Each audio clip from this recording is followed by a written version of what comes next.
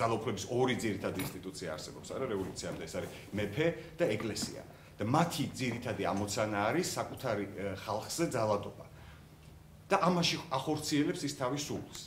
ეს არ არის გარკვეული მითოსი, რომელიც რაღაცა პატრონობა და პატრონობს თავის ხმას, ეს რა თქმა უნდა არის ის იდეოლოგიური საფარველი, რომლის ქვეშაც იფარება ძალაუფლების რეალური ბუნება.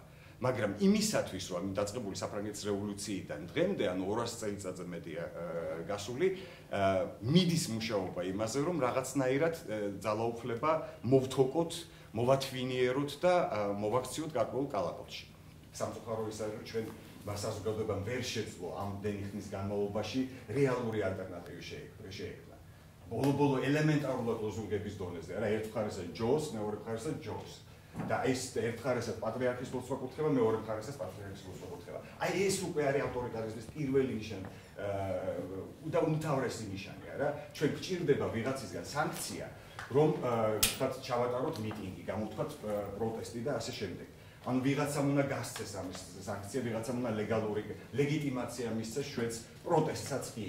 და თუ ეს ლეგიტიმაცია არ არსებობს, თუ ვიღაცა ავტორიტეტულმა ინსტანციამ არ გასცა ამისი სანქცია, ჩვენ რაღაცნაირად ესე დაბლოკილი გვაქვს ჩვენი პროტესტის გრძნობა. თუმცა მე უფრო ოპტიმისტური ვიყავი, როდესაც სტუდენტური გამოსვლები დავინახე და მგონია, რომ ეს გამოსვლები სტუდენტური, იგივე თქვათ ლაბორატორიის თუ აი ამ ჯგუფის, რომელიც არ ითხოვს სანქციას რომელიმე ავტორიტეტული ინსტანციისგან, უფრო ჯანსაღიც იყო, ვიდრე თქვათ 20 წლის წინ, როდესაც მე თვითონ სტუდენტი ვიყავი და იგივე იმავე ტრიბუნაზე ვიყავი. ჩვენ შეიძლება ვიღაცის ესეთი ამგვარი ავტორიტეტები არ ყავდა, მაგრამ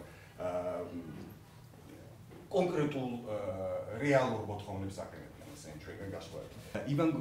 ივანე მრისხანეს, რომელიც სხვათა შორის ერთ-ერთი უგანათლებულესი ადამიანი იყო იმ დროისათვის. ის იყო ბიბლიოფილი, ძალიან გავს ამით სტალინსაც ძალიან უყვარდა კითხვა, წიგნები უყვარდა და ეს უბედურებაც კი იყო საბჭოთა წევრებისათვის, იმიტომ რომ ყველა წაკითხული ყავდა და შესაბამისად უშუალოდ ვინმე თუ არ მოეწონებოდა, მაგალითად ანდრეი პლატონოვის ერთი მოთხრობა არ მოეწონა და მიაწერა უბლუდაკ და მე ვინც წაიკითხა ის მინაწერი სტალინის, პლატონოს აიგრძალა წერა. არა თუ პუბლიკაცია აიგრძალა მისი, არამედ აუგრძალეს წერა, აღარ ჰქონდა უფლება რომ დაეწერა.